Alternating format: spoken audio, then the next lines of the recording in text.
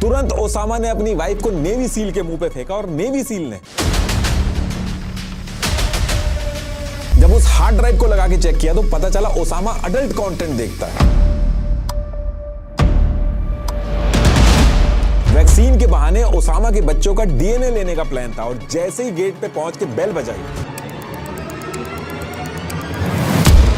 टोरा बोरा से निकल के ओसामा घोड़ों और खच्चरों पे पाकिस्तान के बॉर्डर की तरफ घुस गया। My country is at war. I decided to come here.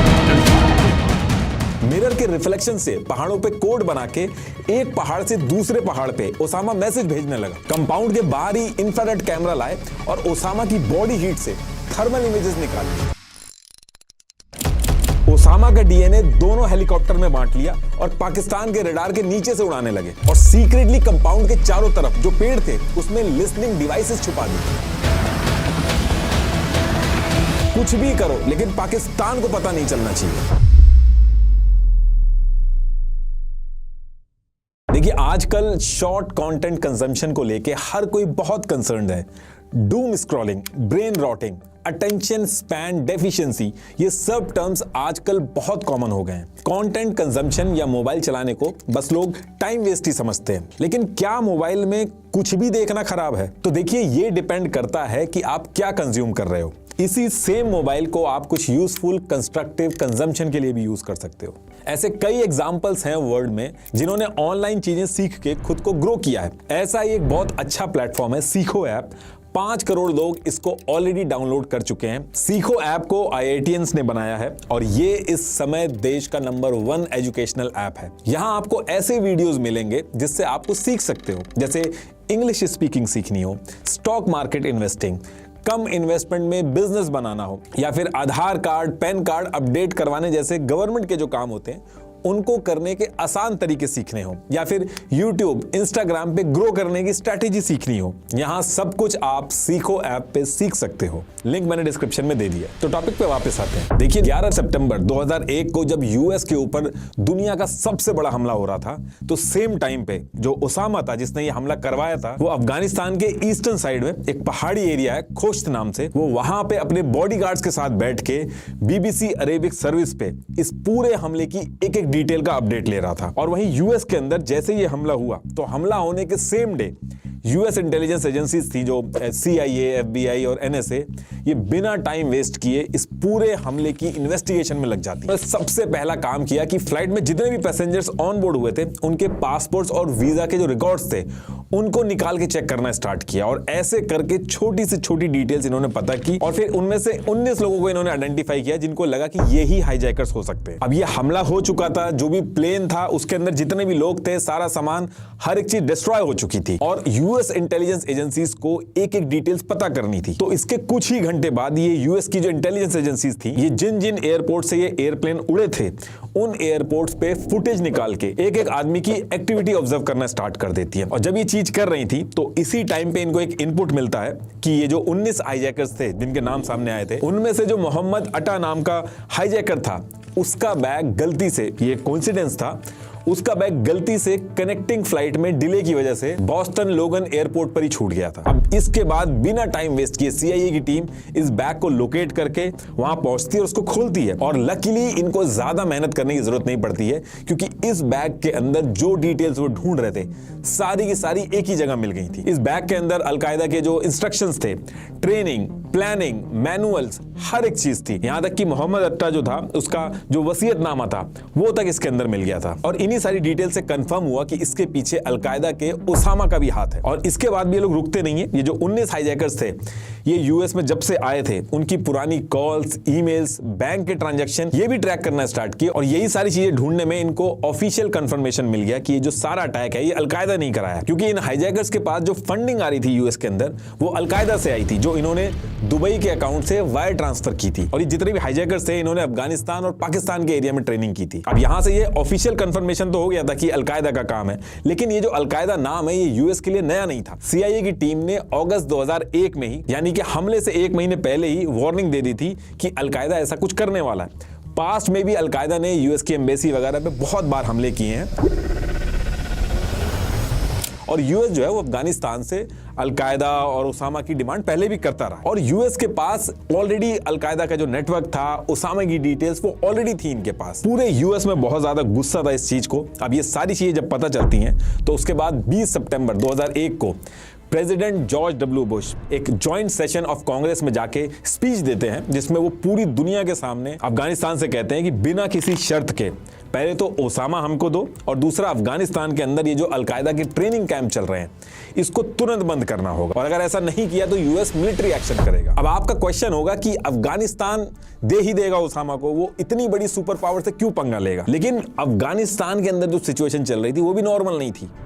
Afghanistan में 1992 से सिविल वॉर चल रही थी, जिसमें यह था कि अफगानिस्तान का 90% एरिया जो था वो तालिबान के कब्जे में था और 10% एरिया पे नॉर्दर्न अलायंस का कब्जा था। और तालिबान ऑलरेडी जो लड़ाइयां लड़ रहा था अफगानिस्तान के अंदर, उसमें ओसामा ने तालिबान की बहुत मदद की थी। फंडिंग से लेके तालिबान के लड़ाकों को ट्रेनिंग देने तक तालिबान की ओसामा ने बहुत मदद की थी और आइडियोलॉजिकली भी तालिबान और अलकायदा अलाइंड थे। तो ऐसे ही ओसामा को उठा के यूएस को देना तालिबान के लिए आसान नहीं था। तालिबान की खुद की सिचुएशन भी खराब हो जाती। तो जैसे ही यूएस ने डिमांड रखी, तालिबान ने नेक्स्ट डे यानी कि 21 सितंबर 2001 को ये कहा कि आप ये जो कह रहे हो इसके प्रूफ दो कि ये जो हमला है ओसामा ने कराया, उसके बाद हम सोचते हैं इसके बारे में। और इसके साथ में तालिबान ने ये भी कहा कि ओसामा जो है वो हमारा मेहमान है, तो हम ऐसे ही अपने मेहमान को आपको उठा के नहीं दे सकते, ये हमारी सभ्यता के खिलाफ है। अब देखिए यूएस जो था वो उस समय कुछ भी सुनने को तैयार नहीं था और तालिबान ने जैसे ही ओसामा को देने से मना किया तो उसके ठीक 2 हफ्ते बाद ही यूएस ने सारी प्रिपरेशन की और ऑपरेशन एंड्यूरिंग फ्रीडम स्टार्ट कर दिया अफगानिस्तान के अंदर, जिसमें यूएसए ने अफगानिस्तान में जो तालिबान का दुश्मन था नॉर्दर्न अलायंस, उसके साथ मिलके तालिबान के जितने भी ठिकाने थे अफगानिस्तान के अंदर उनको डिस्ट्रॉय करना स्टार्ट किया और ओसामा को ढूंढना स्टार्ट किया। बड़े से बड़े लीडर जो थे तालिबान के उनको एक एक करके मारना स्टार्ट किया और अफगानिस्तान के अंदर जो नॉर्दर्न अलायंस फोर्सेस जो यूएसए की मदद कर रही थी, इससे यूएसए को बहुत फायदा हुआ लोकेशन वगैरह फाइंड आउट करने में और इनको मारने में। अब यूएसए जो था वो तालिबान को डे बाई डे हराता जा रहा था और अफगानिस्तान के अंदर एक के बाद एक बड़े बड़े ऑपरेशन कर रहा था। अब यहां से ओसामा की जो सिचुएशन थी वो भी खराब होने लगी।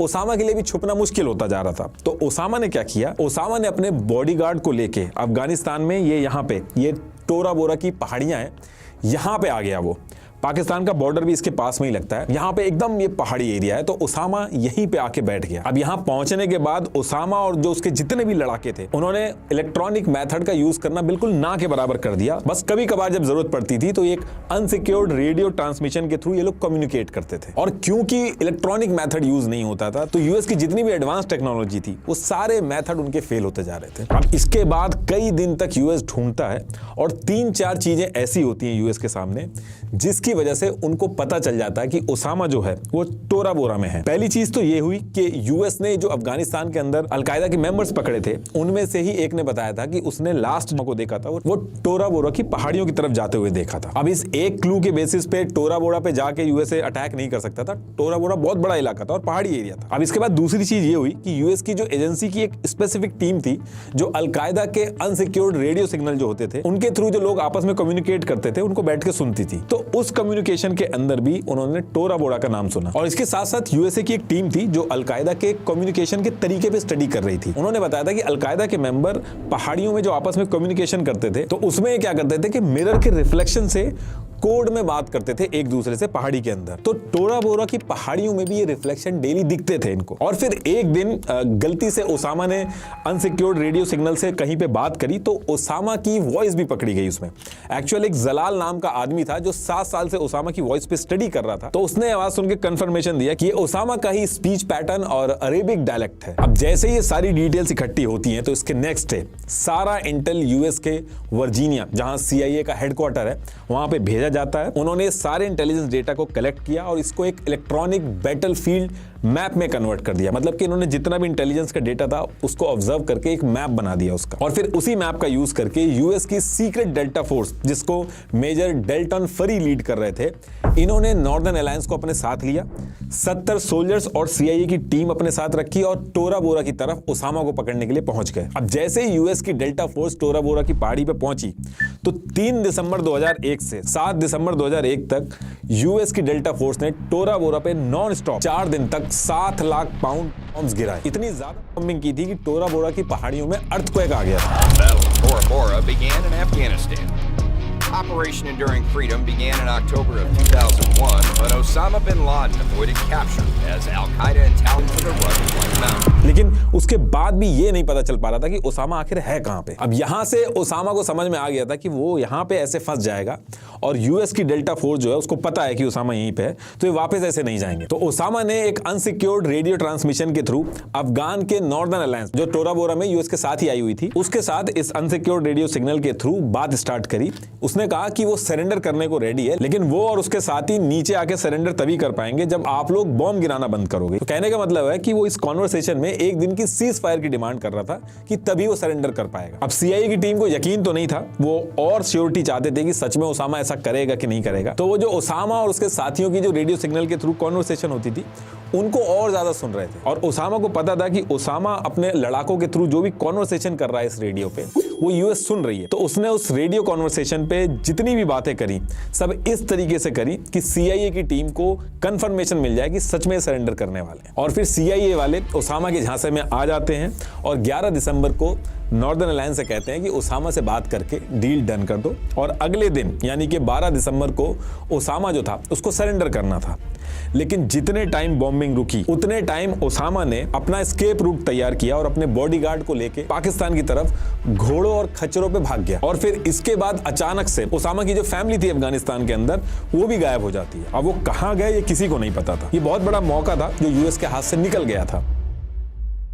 अब इसके बाद ओसामा तो यूएस के हाथ से निकल गया था, लेकिन सेम वीक में यानी कि 19 दिसंबर 2001 को सीआईए का एक अफगान इन्फॉर्मर था मुख्तार, उसके पास फिर से इंटेल आता है कि ओसामा की जो फैमिली है वो पाकिस्तान पहुंच गई है। तो इससे आइडिया लगाया गया कि अगर इसकी फैमिली पाकिस्तान पहुंच गई तो ओसामा भी पाकिस्तान में ही कहीं होगा। और फिर यूएस ने पाकिस्तान के साथ मिलकर पाकिस्तान में ओसामा को ढूंढना चालू किया, और एक्चुअल में ये इनपुट सही भी था। ओसामा पाकिस्तान का federally administered tribal area FATA जो था वहां पे चला गया था। पाकिस्तान के इस एरिया में ओसामा इसलिए गया था क्योंकि 2018 से पहले ये एरिया पाकिस्तान का एक स्पेशल सेमी ऑटोनॉमस रीजन था। यहाँ पे पाकिस्तान का मेन स्ट्रीम लीगल सिस्टम की बजाय ट्राइबल गवर्नेंस मॉडल चलता था, और ये यहाँ पे तहरीके तालिबान पाकिस्तान, हक्कानी नेटवर्क और लश्कर जंगवी LEJ जो था ये बहुत स्ट्रांग होल्ड था इनका, जिन्होंने ओसामा को यहाँ पे रखा। और इस एरिया में पहुंचने के बाद ओसामा ने अपनी पूरी स्ट्रेटजी चेंज कर दी थी। बाहर की दुनिया से किसी भी तरीके का कांटेक्ट जो था वो कट कर दिया था। यहाँ तक कि पहले जो अलकायदा के मेंबर्स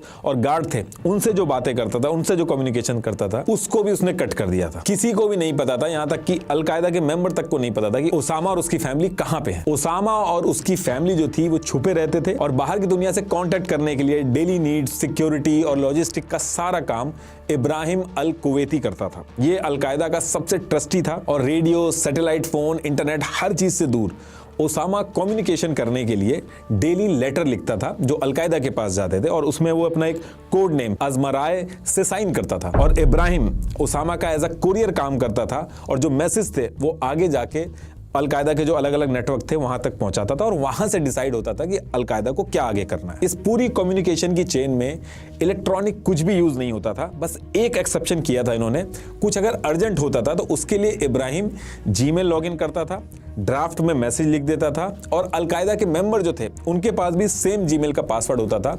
वो लॉगिन करके सेम ड्राफ्ट को खोल के पढ़ लेते थे, लेकिन एक दूसरे को सेंड नहीं करते थे। तो अब इस तरीके से ओसामा और उसकी फैमिली छुप के रहने लगे, और उनका कम्युनिकेशन और बाकी जितनी भी जरूरत की चीजें थी वो इब्राहिम संभालता रहा। और फिर कुछ टाइम बाद जब ओसामा का जो काम वगैरह था वो इब्राहिम से अकेले संभालना मुश्किल हो गया, तो इब्राहिम ने अलकायदा की लीडरशिप से परमिशन लेके अपने भाई अबरार अल कुवैती को भी ओसामा का कुरियर बनवा दिया। तो अब यहां से 2 लोग ओसामा के कुरियर बन गए थे। उस एरिया के अंदर इब्राहिम और अबरार जो थे वो दोनों साथ में अकेले रहते थे, तो लोगों को शक हो सकता था, तो एक फैमिली की तरह लगे। तो इस वजह से इन दोनों की शादी भी करा दी गई थी। 14 साल की बुशरा और मरियम से इनकी शादी करा दी गई थी, ताकि ये सारे लोग एक नॉर्मल पश्तो फैमिली की तरह दिखे। अब इधर तो ओसामा छुप के इस तरीके से रह रहा था, वहीं दूसरी तरफ डेली बेसिस पे यूएस की जितनी भी एजेंसीज थी वो ओसामा को ढूंढने का हर तरीका अपना रही थी। पाकिस्तान का जो पूरा FATA का जो रीजन था वहां पे ओसामा के ऊपर बड़े बड़े इनाम अनाउंस कर दिए गए थे कि छोटी से छोटी डिटेल्स भी हो, अगर कोई बताएगा तो उसको इनाम मिलेगा।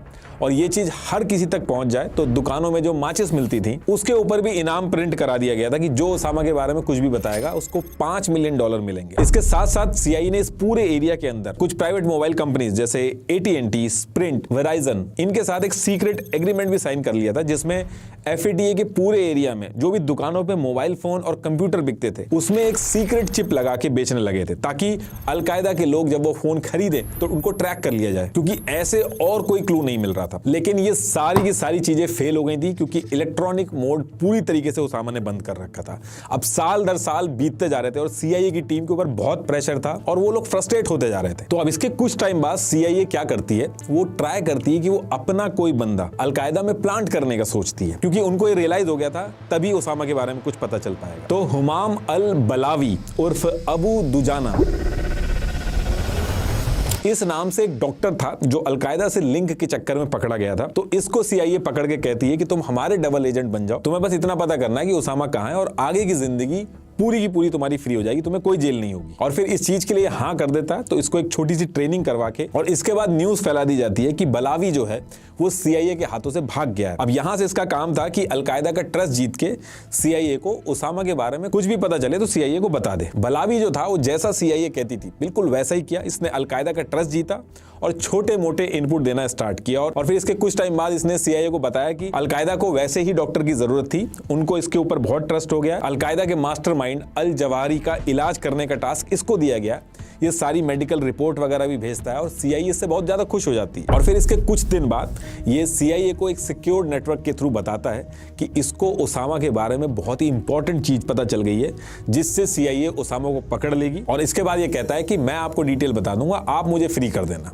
लेकिन फोन पे ये सारी डिटेल्स नहीं बता सकता, इसलिए मिलके ही बता पाएगा। CIA इसको अपने सबसे सिक्योर्ड कैंप चैपमैन में सीक्रेटली बुलाती है। सेम वीक बलावी का बर्थडे भी था, तो CIA की टीम इतनी खुश थी कि बलावी के लिए इन्होंने सरप्राइज केक भी रखा था कि जैसे ही आके उसामा के बारे में बताएगा फिर सारे लोग मिलकर केक काटेंगे। और इस कैंप के अंदर CIA के सारे सीनियर ऑफिसर्स ही रहते थे। अब यहाँ से बलावी जो था वो आता है। इस पूरे कैंप के आसपास की जो सिक्योरिटी थी वो बहुत टाइट थी। पहले चेक पोस्ट पे सबकी चेकिंग हो रही थी, लेकिन CIA ने बलावी की चेकिंग करने को मना कर दिया था। दूसरी चेक पोस्ट पे भी इसकी कोई चेकिंग नहीं हुई, इसको सीधे कहा गया कि इसको आगे आने दो। अब सारी सिक्योरिटी से फ्रीली निकल के बलावी CIA के कैंप में पहुंचता है, जहां CIA की टॉप लीडरशिप वेट कर रही थी कि आज उसको उसामा की लोकेशन का पता चलेगा। और बलावी CIA के सारे ऑफिसर्स के साथ मिलता है, दोनों हाथ आगे करता है और खुद को उसे उड़ा देता है।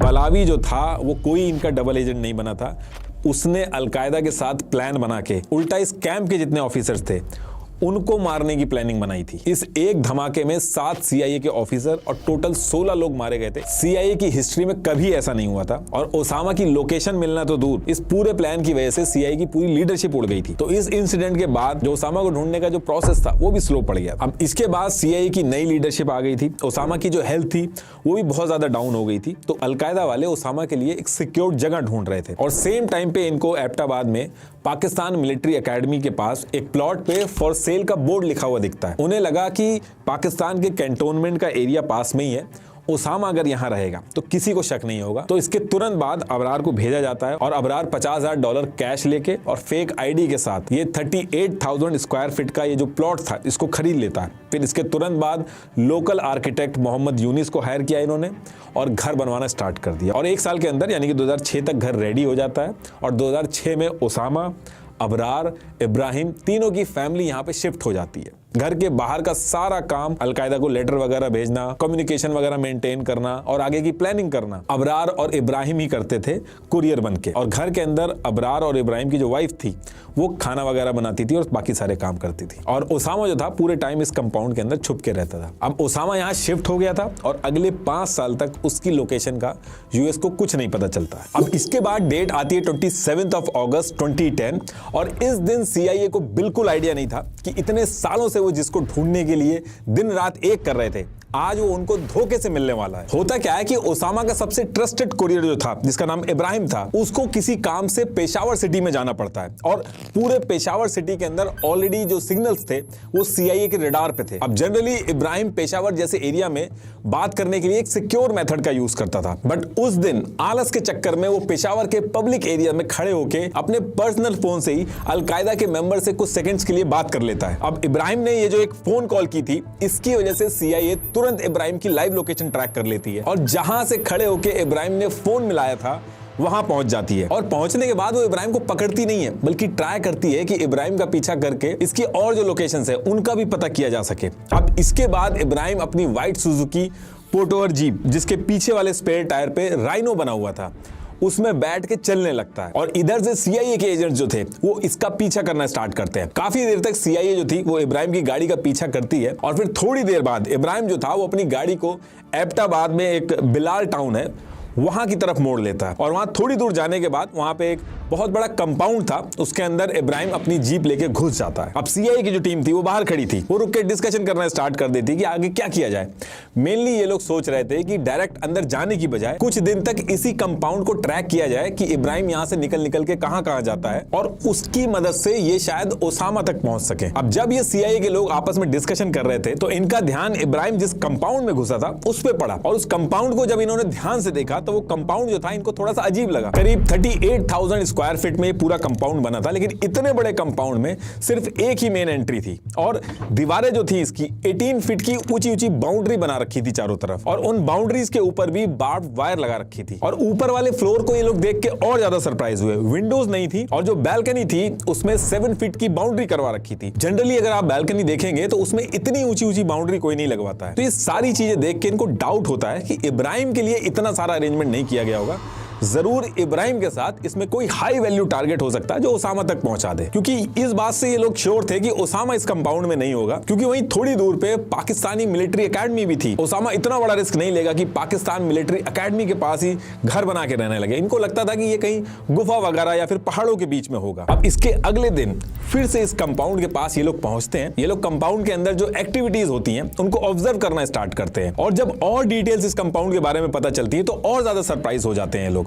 इनको पता चला कि पिछले 5 साल से इस कंपाउंड के अंदर जो लोग रह रहे हैं वो आसपास के जो घर हैं, जो लोग हैं, उनसे किसी से भी मतलब ही नहीं रखते थे। और उस टाइम पे घरों के अंदर वायर्ड फोन लाइंस होती थी, तो इस कंपाउंड के अंदर कोई फोन लाइन नहीं थी, इंटरनेट टेक्नोलॉजी किसी भी चीज का ये लोग यूज नहीं कर रहे थे। ये पूरा मिलिट्री एरिया था, उसके बाद भी यहाँ पे कोई सर्वेलांस कैमरा वगैरह कुछ भी नहीं लगा हुआ था इस एरिया में। और आसपास के लोग और बच्चों से इन्होंने इनडायरेक्टली कुछ बातें पता करने की कोशिश की, तो इनको लोगों ने बताया कि बहुत ही पैसे वाले हैं।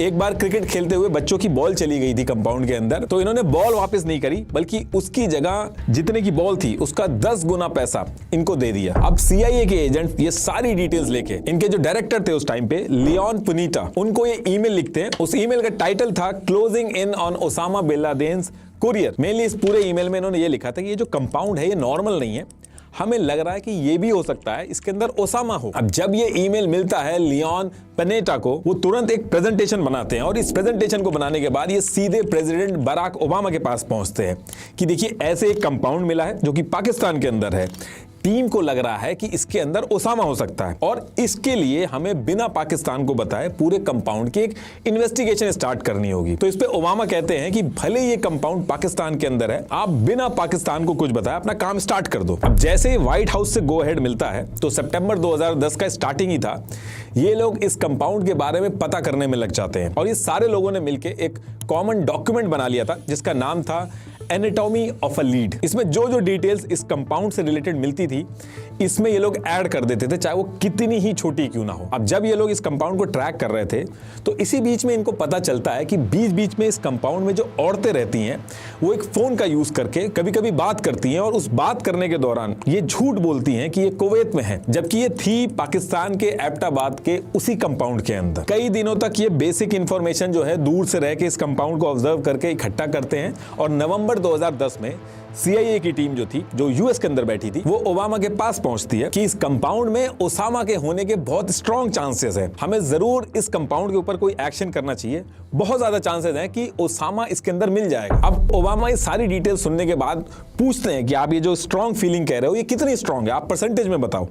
तो जॉन ने उस टाइम पे कहा था 90%, उनकी टीम ने कहा 80%, और सीआईए के डेप्यूटी डायरेक्टर माइकल मोरेल ने कहा 60%। और फिर उसके बाद ओबामा ने कहा कि ये जो कंपाउंड है पाकिस्तान के अंदर है, कोई एक्शन अगर हमें करना है तो थोड़ी और पॉसिबिलिटीज एक्सप्लोर करनी होगी। ये भी हो सकता है कि ओसामा की जगह गल्फ का कोई शेख भाग के वहां पे रह रहा हो, या कोई और भी हो सकता है, और गलती से भी हमने कोई एक्शन लिया और ओसामा की जगह कोई और हुआ, तो ये हम अफोर्ड नहीं कर सकते। बहुत ज्यादा रेपुटेशन खराब होगी और पाकिस्तान से भी रिलेशन खराब होंगे। अब यहां से सीआईए के एनालिस्ट की जो टीम थी उनको समझ में आ गया था कि और डिटेल इकट्ठी करनी होगी अगर इस कंपाउंड के ऊपर कोई एक्शन करना है। उनको ये तो लगने लगा था कि ओसामा है इसके अंदर, लेकिन उनको प्रूफ चाहिए था, और उसके लिए ये लोग डिसाइड करते हैं कि एबटाबाद का ये जो कंपाउंड है इसके पास कुछ ऑब्जर्वेशन पोस्ट बनानी होगी और कोई लोकल बंदा जो ट्रस्टवर्दी हो उसको भी इंक्लूड करना होगा, वरना इस कंपाउंड की जो डिटेल्स हैं वो सही से नहीं मिल पाएंगी। तो सीआईए की जो टीम थी, इनके पास रिलेशन जो थे वो एक रिटायर पाकिस्तानी आर्मी ऑफिसर था, लेफ्टिनेंट कर्नल सईद इकबाल। इससे सीआईए की टीम के पास रिलेशन बहुत ही अच्छे थे। इन्होंने लेफ्टिनेंट कर्नल सईद इकबाल को इस पूरे कंपाउंड के बारे में बताया और कहा कि सीक्रेटली इसमें इनको इसकी मदद चाहिए। अब ये लेफ्टिनेंट कर्नल सईद इकबाल जो था, इसका एक दोस्त था डॉक्टर आमिर अजीज, जिसका घर ये जो कंपाउंड था उससे सिर्फ 80 यार्ड की डिस्टेंस पे था और उसकी छत से कंपाउंड के अंदर की कई सारी लोकेशंस दिखती थी। तो सीआईए की टीम ने इस retire lieutenant colonel Saeed Iqbal को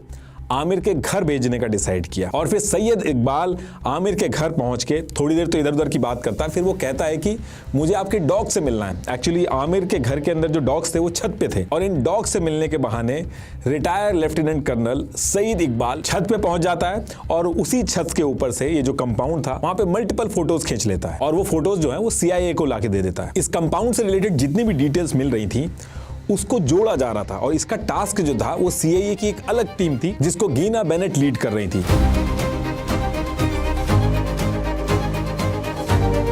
ये जो टीम थी इसका काम था इस पूरे कंपाउंड का एक्चुअल लेआउट बनाना, जितनी भी छोटी छोटी डिटेल्स मिल रही हैं उसको कलेक्ट करके, और फिर सेम वीक में इन्होंने इस कंपाउंड से 1 माइल की दूरी पे एक ऑफिस भी रेंट पे लिया और इस ऑफिस को सीआईए का कैंप बना दिया। सारी की सारी जो मीटिंग्स होती थी वो इसी ऑफिस में होती थी, जो सीआईए के कैंप की तरह एक्ट करता था। इस पूरे एरिया में ये जो कंपाउंड जहां पे था वहां पे जब ये सीआईए के एनालिस्ट जाते थे तो आवाज ज्यादा ना हो इसके लिए इन्होंने उस टाइम पे लेक्सस कोच कार चलती थी उसको लिया था, और उसमें बैठ के लोग जाते थे और मुआयना करते थे पूरे एरिया का। सीआईए के एनालिस्ट की जो पूरी टीम थी 1 सेकंड के लिए भी इस पूरे कंपाउंड को अपनी मॉनिटरिंग से दूर नहीं करती थी। इस कंपाउंड को ट्रैक करने के लिए इन्होंने इंफ्रारेड कैमरा और नाइट विजन कैमरास लगाए थे ताकि ह्यूमन हीट से थर्मल इमेजेस इकट्ठी करी जा सके, और नाइट विजन कैमरा से रात में सारी मूवमेंट ट्रैक करते थे और एक रिपोर्ट बनाते थे। इनको एक एक चीज पता चल गई थी कि ये जितने भी लोग हैं कितने बजे खाते हैं, कितने बजे सोते हैं और कितने बजे घूमने आते हैं। कंपाउंड के आसपास जितने भी पॉपुलर ट्रीज थे सब में लिस्टिंग डिवाइस तक लगा दिए गए थे ताकि गलती से कोई भी बात हो तो वो सुनाई दे। अब इसके बाद दिसंबर 2010 स्टार्ट हो गया था और अभी तक इन्होंने जितनी भी डिटेल्स इकट्ठी की थी उससे इन्हें इतना पता चल गया था कि इस कंपाउंड के अंदर 20 से 22 लोग रहते हैं, जिसमें इनको तो लग रहा था कि ओसामा है, और ओसामा की 3 वाइफ और बच्चे इकबाल और अबरार जो हैं उसकी फैमिली इसके अंदर रह रही है। और इसके साथ साथ इन्हें यह भी पता चला था कि इस कंपाउंड के अंदर से रोज एक आदमी हैंड रिटन नोट्स भेजता है जो इब्राहिम एज अ कोरियर बन के आगे पहुंचाता है, और इस तरीके से पूरे अलकायदा के अंदर जितने भी लड़ाके वगैरह थे उनको मैसेज मिलता था और आगे की प्लानिंग डिसाइड होती थी। सीआईए की टीम बहुत ज्यादा श्योर थी कि इस तरीके के मैसेज कंपाउंड के अंदर से बैठ के ओसामा ही भेज सकता है, लेकिन उनके पास कोई प्रूफ नहीं था। सीआईए की टीम दिन रात बस वो एक प्रूफ ढूंढने में लगी थी जिसको ढूंढ के यूएसए भेजा जा सके और तब जाके इस कंपाउंड के ऊपर कोई एक्शन प्लान किया जाए और ओसामा को पकड़ा जाए। अब इसके बाद दिसंबर के लास्ट वीक आते आते सीआईए की टीम जो मॉनिटरिंग कर रही थी उन्होंने डेली बेसिस पे एक एक्टिविटी नोटिस की। इस कंपाउंड के अंदर जो सबसे ऊपर वाला फ्लोर है इसमें एक लंबा आदमी बैल्कनी में आता है और तेज वॉक करता है कुछ देर के लिए और फिर अंदर चला जाता है, और शेड्स वगैरह लगा के बालकनी में ऐसे अरेंजमेंट किए गए थे जिससे उस लंबे आदमी का चेहरा नहीं दिखता था, बस वॉल के ऊपर उस आदमी की शेडो दिखती थी। और ओसामा की जो हाइट थी वो भी 6 फुट 4 इंच थी। तो सिर्फ उस परछाई के बेसिस पे सीआईए की टीम ने वॉल और परछाई यानी कि शेडो जो थी उसका रेशियो निकाल के एक रिपोर्ट बनवाई, लेकिन उस रिपोर्ट में भी एग्जैक्ट हाइट नहीं आ पाई, एक रेंज आई। उस रिपोर्ट में यह आया कि जो आदमी वॉक करता है उसकी हाइट 5 फुट 5 इंच से लेके 6 फुट 8 इंच तक हो सकती है। तो ये रेंज बहुत लंबी निकलती है, तो इससे भी ये किसी कंक्लूजन पे नहीं पहुंच पाते हैं। लेकिन सीआईए की सारी टीम एक कंक्लूजन पे पहुंच गई थी कि जो लंबा आदमी है जो इस कंपाउंड में रोज आता है बालकनी में घूमता है ये इस पूरे कंपाउंड का हेड है, क्योंकि ये अकेला आदमी था उस 20 से 25 लोगों में जो आसपास लोग काम कर रहे थे, उनकी कभी भी मदद नहीं करता था। तो इससे CIA की टीम को यह पता चल गया था कि यही मेन आदमी है और यही ओसामा भी हो सकता है जो टॉप फ्लोर पे रह रहा है। अब इसके बाद CIA की टीम आपस में मिलकर डिसाइड करती है कि अगर जमीन के अंदर खुदाई करके अगर इस कंपाउंड के सीवेज का एक्सेस मिल जाए तो ह्यूमन वेस्ट से DNA मिल जाएगा और फिर श्योरिटी मिल जाएगी कि ओसामा इस कंपाउंड के अंदर है कि नहीं। ओसामा के जो फादर थे उन्होंने 22 शादियां की थी और ये 56 भाई बहन थे।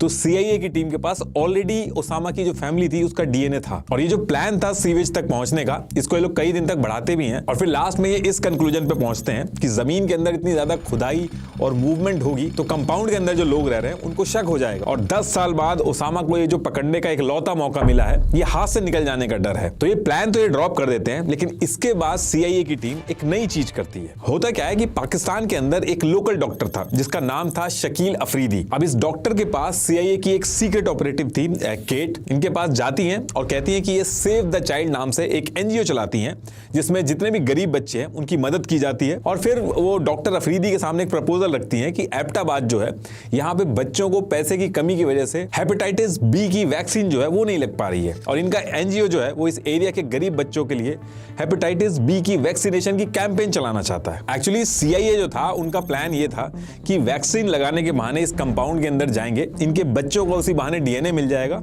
और इससे पता चल जाएगा कि ओसामा अंदर है कि नहीं। शुरू में तो डॉक्टर अफरीदी जो है वो इतना इंटरेस्ट नहीं दिखाते हैं, लेकिन ये जो CIA की सीक्रेट ऑपरेटिव थी केट, ये अपने कलीग सू से डॉक्टर अफरीदी को मिलवाती है और सू क्या करती हैं, डॉक्टर अफरीदी के पर्सनल अकाउंट में $55,000 ट्रांसफर कर देती हैं। अब पैसा मिलने के बाद अफरीदी बिना अपना दिमाग लगाए वैक्सीनेशन का काम स्टार्ट कर देते हैं। अफरीदी को बिल्कुल आइडिया नहीं था कि वो अपनी जिंदगी की सबसे बड़ी गलती करने जा रहे हैं। अफरीदी ने बिना कुछ सोचे वहीं पास में एक आयूब मेडिकल कॉलेज था, वहां से नर्सेज और हेल्थ केयर वर्कर्स को रिक्रूट किया और नवाशहर से लेके बिलाल टाउन तक के एरिया में वैक्सीनेशन ड्राइव स्टार्ट कर दी। हर जगह पे पोस्टर लगा दिए कि बहुत ही अच्छी क्वालिटी की एमसन वैक्सीन लगाई जाएगी इस एरिया के अंदर बच्चों को। अब वैक्सीन की ड्राइव स्टार्ट होती है और डॉक्टर अफरीदी अपनी टीम के साथ उसी कंपाउंड के पास पहुंचते हैं जिसका इंतजार CA वाले बहुत दिनों से कर रहे थे। और पहुंचने के बाद डॉक्टर अफरीदी जैसी बेल वगैरह बजाते हैं, इब्राहिम निकल के आता है और इन सबको भगा देता है। सू और केट जो है उनके कहने पे लोग फोन से भी कई बार ट्राई करते हैं इधर उधर से नंबर निकाल के, लेकिन वहां पे भी बात नहीं बनती है और CIA का ये जो प्लान था वो भी फेल हो जाता है। अब डॉक्टर अफरीदी ने पैसों के चक्कर में ड्राइव तो कर दी थी, लेकिन उनको पता नहीं था कि इसके पीछे USA उनसे क्या करवा रहा था और इस एक गलती की वजह से डॉक्टर अफरीदी को 33 साल की सजा हुई। आज की डेट में भी ये जेल में पाकिस्तान से गद्दारी करने के नाम पे। अब ये प्लान फेल होने के बाद CIA जो था वो और चीजें एक्सप्लोर करने लगती है ताकि और डिटेल्स मिल सके। वहीं दूसरी तरफ इस कंपाउंड के अंदर एक अलग ही कहानी चल रही थी। कंपाउंड के अंदर इब्राहिम और अबरार ये जो थे, ये पिछले कई सालों से छुपते छुपाते इस कंपाउंड के अंदर डेली एक्टिविटी करते करते थक चुके थे।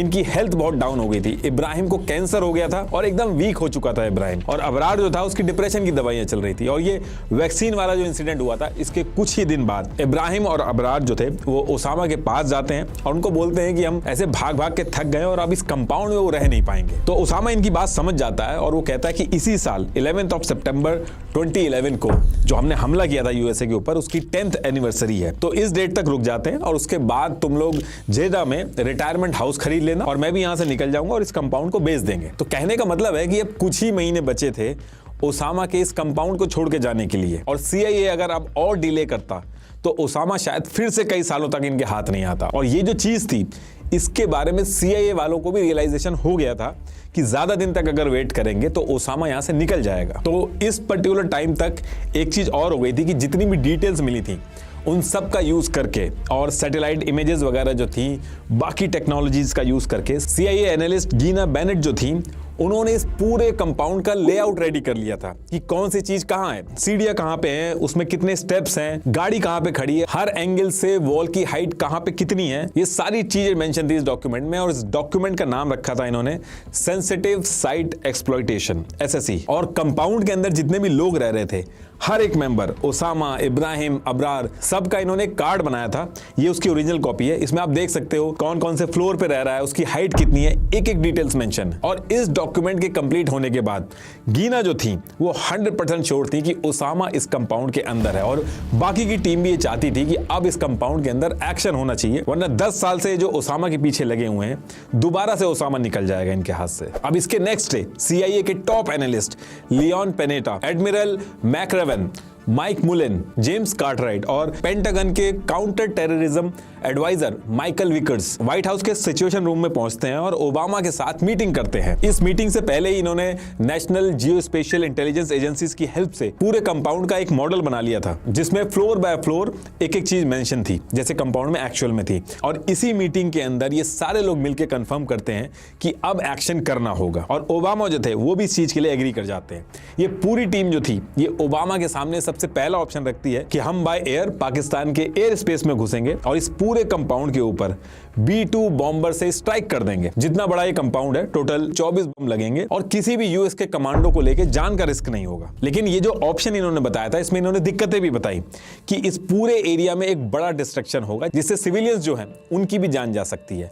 आसपास एक छोटा मोटा अर्थक्वेक भी आ सकता है और ये भी एक पॉसिबिलिटी हो सकती है कि कभी पता ही ना चल पाए कि ओसामा वहां पे था भी कि नहीं, क्योंकि DNA के जो एविडेंस है वो भी मिटने के चांसेस हैं इसमें। और इसकी सबसे बड़ी दिक्कत ये थी कि दुनिया भर में रेपुटेशन खराब होगी, पाकिस्तान से रिलेशन खराब होंगे और हमें एक दूसरी कंट्री के ऊपर स्ट्राइक करने को डिफेंड करना जो है वो बहुत मुश्किल पड़ेगा और गलती से भी अगर कोई सिविलियन मर गया तो दिक्कतें और बड़ी हो जाएंगी। दूसरा ऑप्शन इन्होंने दिया कि प्रिसाइज ड्रोन किया जा सकता है, लेकिन इसमें भी इन्होंने दिक्कत बताई। ये एक ऐसा ऑप्शन है जिसमें ओसामा के वहां से बच के भागने के चांसेस बहुत ज्यादा हैं और यूएस इस बार कोई भी मौका छोड़ना नहीं चाहता था। 10 साल से वो इस चीज का वेट कर रहे थे। एक डिस्कशन ये भी हुआ था कि पाकिस्तान के साथ मिलकर बायलैटरल ऑपरेशन किया जा सकता है, लेकिन ओबामा ने साफ मना कर दिया था कि किसी भी सिचुएशन में पाकिस्तान को नहीं पता चलना चाहिए कि हम लोग क्या करने वाले हैं। और फिर इसके बाद ये सारा डिस्कशन हो गया तो एडमिरल मैकरेवन ने कहा कि सबसे बढ़िया ऑप्शन होगा कि हमारी जो स्पेशल टीम है बिना पाकिस्तान को इन्फॉर्म करे इस कंपाउंड के अंदर जाए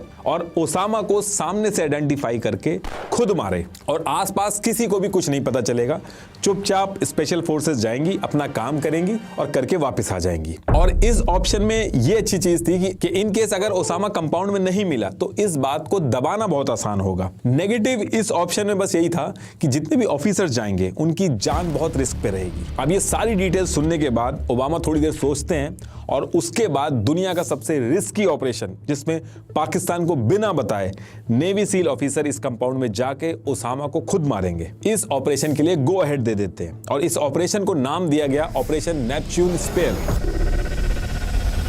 नेपच्यून स्पेयर इसलिए रखा गया क्योंकि नेवी सील की टीम को जाना था इस ऑपरेशन के लिए और नेपच्यून नाम उनके समुद्री हेरिटेज को दिखाता था और स्पेयर का मतलब होता है भाला, जो एक प्रिसाइज और इफेक्टिव का सिंबल होता है। तो अब यहां से ये तो डिसाइड हो गया था कि इस कंपाउंड में एक्शन करना है, लेकिन ज्यादा टाइम नहीं लगाया जा सकता था प्रिपरेशन करने में क्योंकि ओसामा भाग भी सकता था। और एडमिरल मैकरेवन जो थे उन्होंने ओबामा को एश्योरेंस दिया था कि कैसे भी करके 3 वीक में वो सारी प्रिपरेशन कर लेंगे। और जैसे ये मीटिंग खत्म होती है इसके नेक्स्ट डे से ही सारे लोग प्रिपरेशन में लग जाते हैं। यूएस के सबसे बेस्ट ऑफिसर चाहिए थे और फिर मल्टीपल डिस्कशन के बाद नेवी सील की टीम 6 के रेड स्क्वाड्रन इनको सेलेक्ट किया गया कि यही ऑपरेशन करेंगे। इस पूरे ऑपरेशन का सबसे इंपॉर्टेंट पार्ट था हेलीकॉप्टर को बहुत ही लो हाइट पे पाकिस्तान के रेडार से बचा के हैंडल करना और लेके जाना।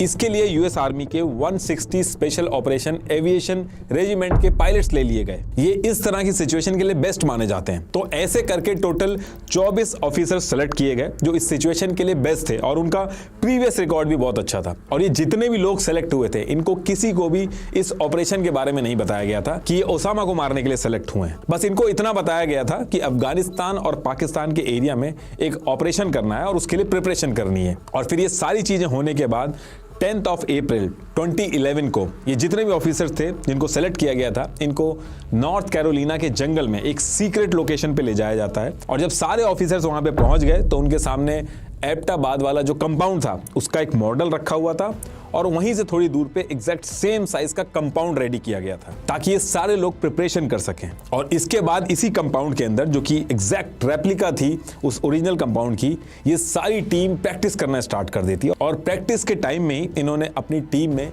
एक बेल्जियन ब्रीड का डॉग जिसका नाम कायरो था उसको भी ऐड कर लिया और इस डॉग को भी ये डेली अपने साथ हेलीकॉप्टर से कुदाने की प्रैक्टिस करते थे। और इस ग्रुप के अंदर पश्तो ट्रांसलेटर को भी रखा गया था ताकि ऑपरेशन के टाइम पे जब ये कंपाउंड से लोगों को निकाल रहे होंगे, उनको पकड़ रहे होंगे, ताकि उनसे बात करी जा सके, उनसे डिटेल्स निकाली जा सके। और फिर इसके अगले 5 दिन तक ये उसी मॉडल पे फ्लोर बाय फ्लोर प्रैक्टिस करते हैं और लो हाइट पे प्लेन को उड़ाना उतारना ये डेली बेसिस पे करते हैं। और फिर 5 दिन बाद यानी कि 18 अप्रैल 2011 को इस पूरी टीम को यूएस के नेवाडा की एक सीक्रेट लोकेशन पे ले जाके सेम मॉडल पे प्रैक्टिस करवाई जाती है, क्योंकि नेवाडा और अफगानिस्तान का टेम्परेचर और एलिवेशन जो था वो ऑलमोस्ट सेम था। तो एक तरफ तो इन लोगों की ट्रेनिंग चल रही थी, वहीं दूसरी तरफ और भी टीमें बनाई गई थी और उनको भी अलग अलग सिचुएशंस के लिए रेडी किया जा रहा था। जैसे अगर ओसामा ने सरेंडर कर दिया तो रूल के हिसाब से यह था कि उसको मार नहीं सकते, उसको अरेस्ट करना होगा।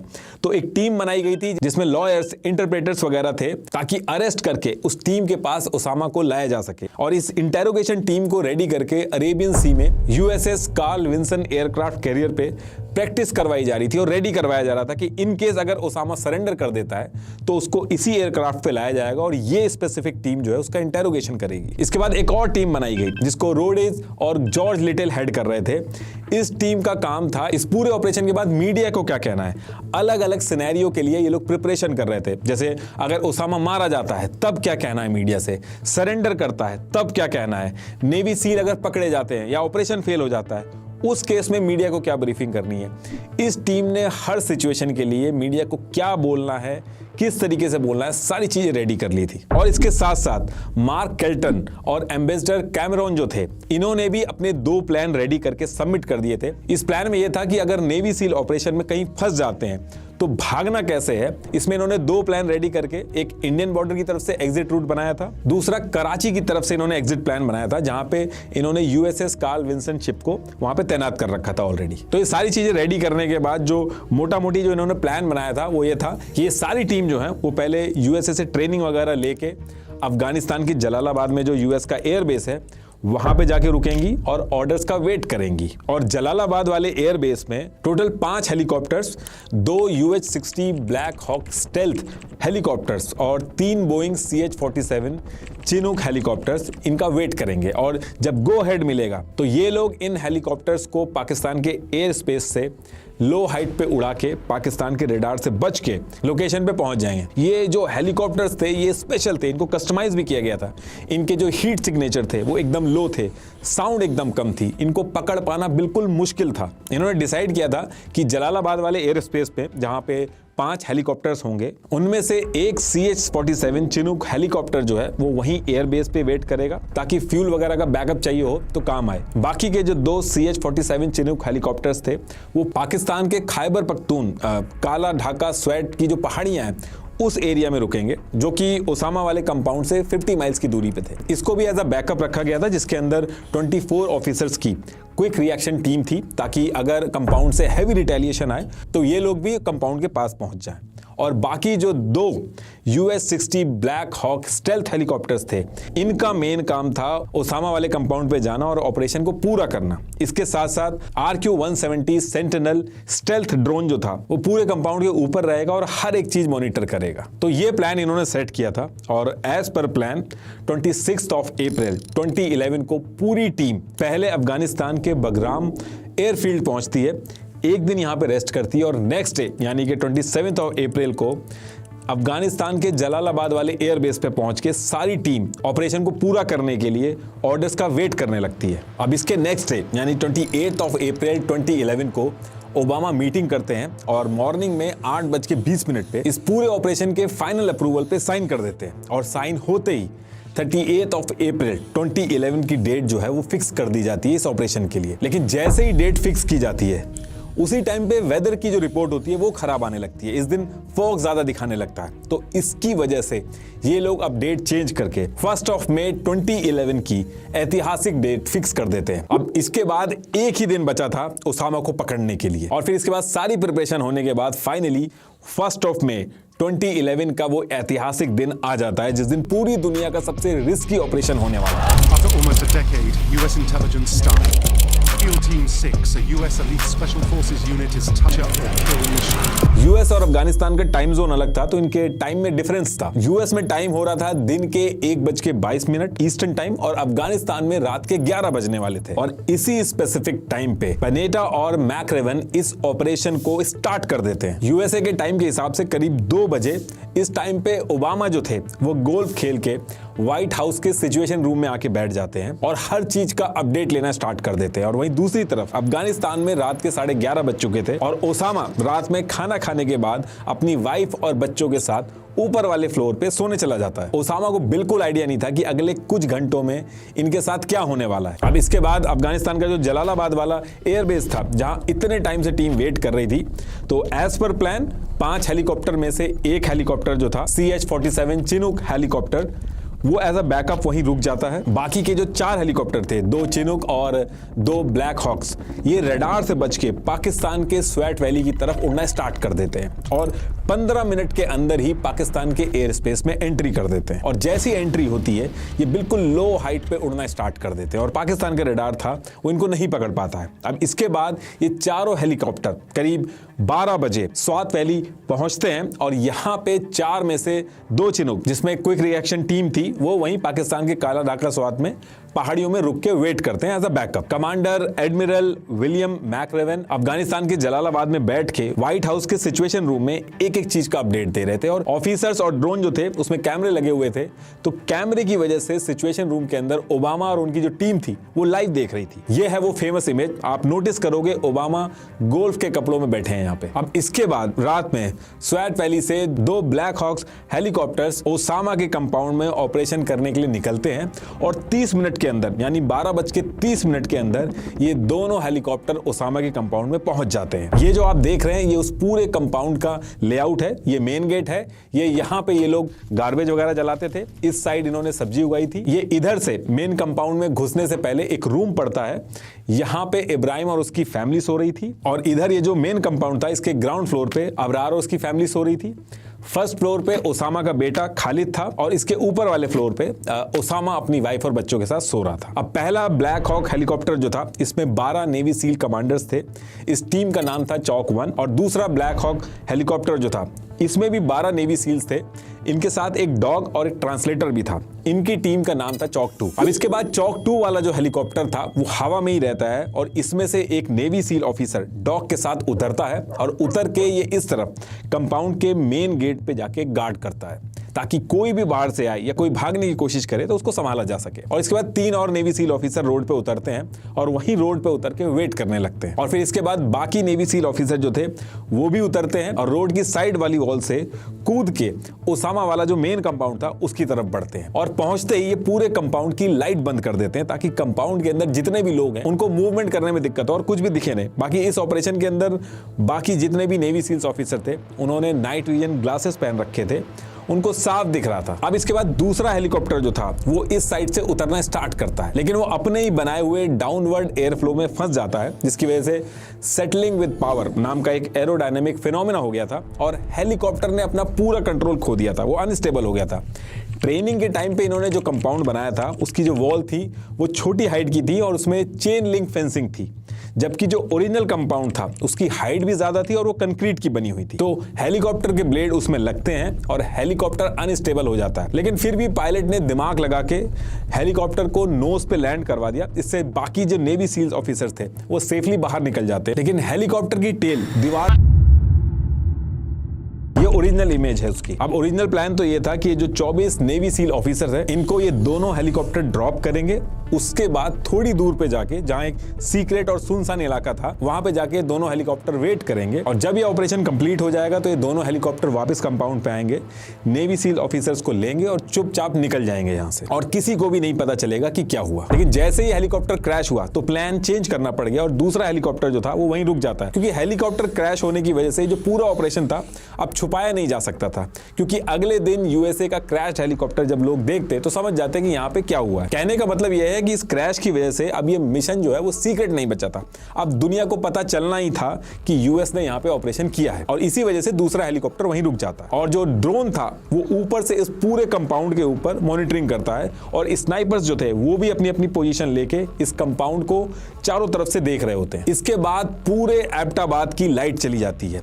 ये भी सीआईए के प्लान का एक हिस्सा था, ताकि ज्यादा विजिबिलिटी ना हो और लोगों को ज्यादा पता ना चले। लेकिन एक शोएब अतर नाम का आदमी जो कंप्यूटर पे काम कर रहा था, उसने उस टाइम अपने ट्विटर हैंडल रियली वर्चुअल से ट्वीट किया, helicopter hovering over Abbottabad region at 1 AM is a rare event. अब इसके बाद ये जो टीम थी इस तरफ से घुसती है और C4 एक्सप्लोसिव का यूज करके गेट तोड़ती है, फिर इस साइड जाती है। इसमें इब्राहिम और उसकी फैमिली थी और इन्होंने रूम अंदर से बंद कर रखा था, और सील टीम के मैथ्यू जो थे वो इस रूम के पास गए तो बंद रूम के अंदर से ही इब्राहिम ने गोलियां चला दी। इधर से नेवी सील भी गोली चलाते हैं और इब्राहिम मारा जाता है। और फिर जब इब्राहिम मर जाता है तो गेट खोल के इब्राहिम की वाइफ निकलती है, क्योंकि उसको डर था कि बच्चों को कहीं गोली ना लग जाए। बच्चे जो थे इन्होंने बोरियों के पीछे छुपा रखे थे। मैथ्यू अपनी टीम के साथ इन लोगों को वहीं सरेंडर कराता, बच्चों को भी वहीं रोकता। उसके बाद अपनी टीम के साथ मेन कंपाउंड की तरफ बढ़ता है और C4 एक्सप्लोसिव का यूज करके दूसरा गेट भी तोड़ते हैं। अब जब ये मेन कंपाउंड की तरफ बढ़ते हैं, वहां पे ओनील की टीम ट्रांसलेटर के साथ मेन कंपाउंड की तरफ ऑलरेडी बढ़ रही थी। इस टाइम पे हेलीकॉप्टर पूरे कंपाउंड के चक्कर लगा रहा था, और ओसामा की दिक्कत ये थी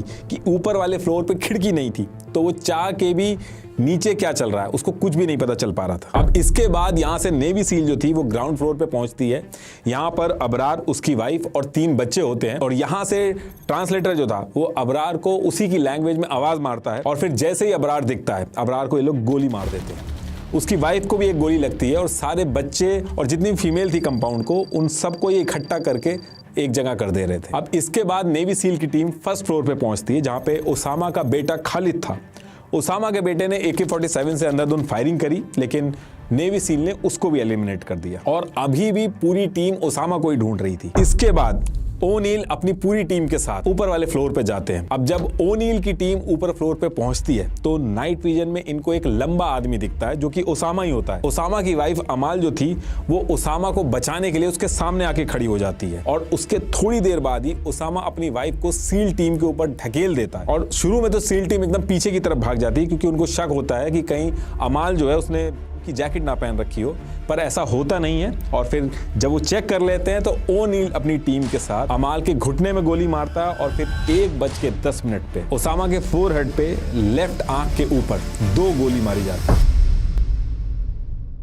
अब यहां से ओसामा मर तो गया था, लेकिन अभी भी सील टीम जो थी उसको कंफर्म नहीं पता था कि जो मारा गया आदमी है वो ओसामा ही है कि नहीं। नेवी सील ऑफिसर बीसन नेट ने बेड से एक चादर उठाई और ओसामा के मुंह को भी साफ किया, फोटो भी खींची और आगे भेजी। 15 मिनट तक यही सब चलता रहा, और ये कंफर्म करते रहे कि जो मारा गया आदमी है वो ओसामा है कि नहीं। इन्होंने ओसामा की हाइट भी नापने की कोशिश की, लेकिन मेजरिंग टेप जो था उसको लाना भूल गए थे। इसके बाद जो ट्रांसलेटर था वो ओसामा की बेटी सुमायान और मरियम से पूछा कि ये आदमी कौन है, तो मरियम तो झूठ बोल देती है, वो कहती है कि अब्दुल्ला बिन मोहम्मद है ये, लेकिन सुमैया जो थी वो सच बोल देती है कि उसका फादर ओसामा है। और फिर डबल कंफर्म करने के लिए तीसरी बेटी जो 11 साल की थी सैफैया, इससे भी पूछा जाता है, ये भी कहती है कि ओसामा है। और फिर ओसामा की दूसरी वाइफ खैरिया जो थी उससे पूछा जाता है, तो वो भी ये कहती है कि ये जो आदमी मारा गया ये ओसामा ही है। और तब जाके जो नेवी सील की टीम थी उनको कंफर्म होता है कि उन्होंने ओसामा को मार दिया। और फिर इसके बाद ये अफगानिस्तान में बैठे मैकरेवन को सैटेलाइट फोन से कॉल करके बोलते हैं जेरोनिमो इकिया। जेरोनिमो CIA की टीम ने ओसामा का निकनेम रखा था, और इकिया का मतलब enemy killed in action. Same चीज व्हाइट हाउस में भी बता दी जाती है। और इसके बाद CH-47 चिनूक हेलीकॉप्टर जो था, जो एज अ बैकअप था, वो भी कंपाउंड के पास पहुंच जाता है। और इसके तुरंत बाद ये लोग कंपाउंड की जितनी भी औरतें और बच्चे थे सबको ये जो सब्जी वाला एरिया था वहां पे इकट्ठा करके खड़ा कर देते हैं। ओसामा के रूम से जितनी भी हार्ड ड्राइव थी, सेल फोन थे, पेपर्स, कैमरा, DVD, सब ये लोग इकट्ठा कर लेते हैं। और जो प्लेन क्रैश हुआ था उसको सील टीम से उड़ा देती है, बस उसका जो टेल वाला पार्ट था वो रह जाता है। जब वो उड़ा रही होती है इस प्लेन को तब भी बहुत तेज आवाज होती है, और शोएब अतर जिसने पहले भी ट्वीट किया था उसने इस धमाके के बारे में भी ट्वीट किया था आवाज सुनते ही। और फिर इसके बाद 2:26 पे दोनों हेलीकॉप्टर अलग अलग रूट पकड़ के पाकिस्तान से निकल गए, ताकि इन्हें ट्रैक ना किया जा सके। और ओसामा की बॉडी के सैंपल जो थे इन्होंने दोनों हेलीकॉप्टर में अलग अलग बांट लिए थे, ताकि अगर इनके ऊपर कोई अटैक हो या क्रैश हो तो दोनों में से एटलीस्ट एक सैंपल बचा रहे। इस पूरे ऑपरेशन को कंप्लीट करने में